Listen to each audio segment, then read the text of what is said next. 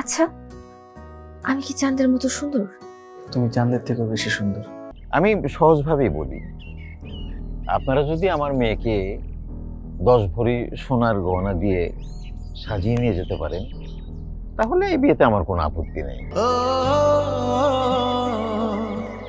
আসো, দাঁড়াই থাকো কেন? দাঁড়াও। আম্মা, আম্মা, আসতেছি বাবা।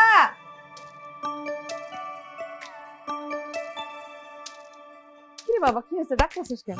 দেখো কারে নিয়ে আসছি। মিতু,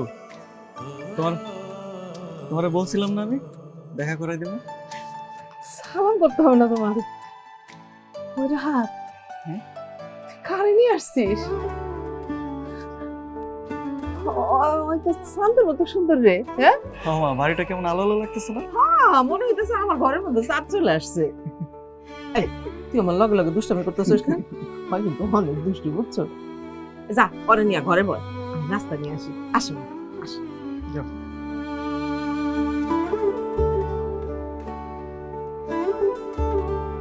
আমারে তোমার কেমন লাগছে? মা অনেক ভালো, একদম তোমার মতো। তাই? আচ্ছা, আমি কি চাঁদের মতো সুন্দর? তুমি চাঁদের থেকেও বেশি সুন্দর।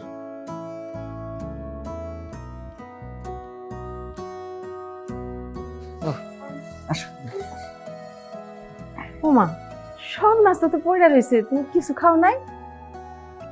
বুঝছি, নাস্তা পছন্দ হয় নাই, তাই না মা? তুমি কত বড় ঘরের মাইয়া, এই নাস্তা তোমার পছন্দ হইব কেন? মা, এই যে এটা দেখতেছো না, আমার গাছের পেঁপে, আমি এই পেঁপে দিয়ে না তোমার জন্য জুস বানাই আনছি, এইটা খাও তুমি। খাও খাও। মা, আপনি একদম ভাববেন না তো, আমার এসব খাবারে অভ্যস্ততা আছে। আল্লাহ গো আল্লাহ, কি সুন্দর করে কথা কই, তোতা পাখির মতো। আমি তো ওই বাড়িতে তোমার আর রাখবো না, আমি নিয়ে আসবো আমার বাড়িতে, তোমার আব্বার লাগে কথা কয়ে।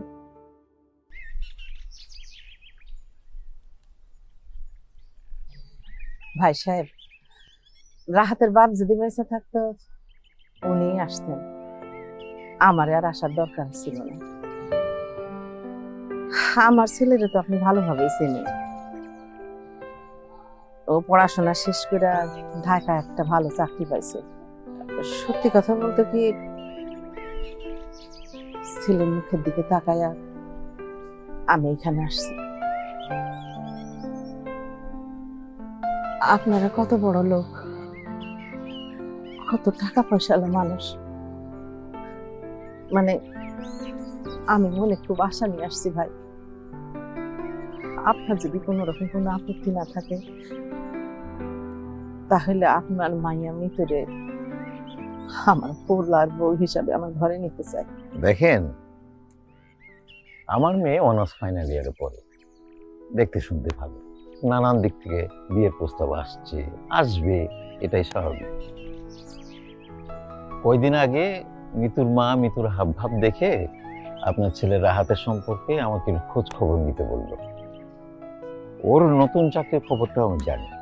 ঘরে মেয়ে যেহেতু আছে, বিয়ে তো দিতেই হবে।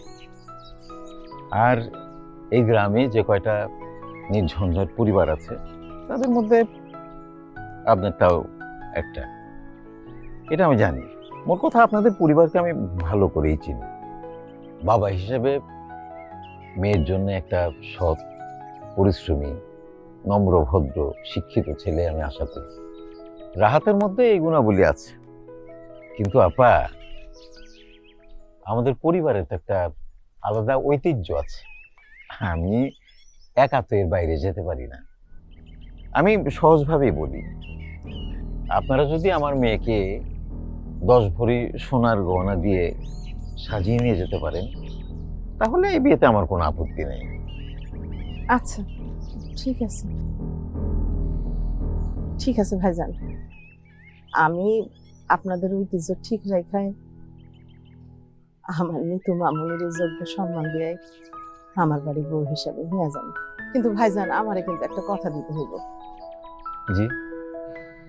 আপনি অন্য কোথাও মিতুর বিয়ের ব্যাপারে কথা বলতে পারবেন না, এটা আমার কথা দিতে হইব।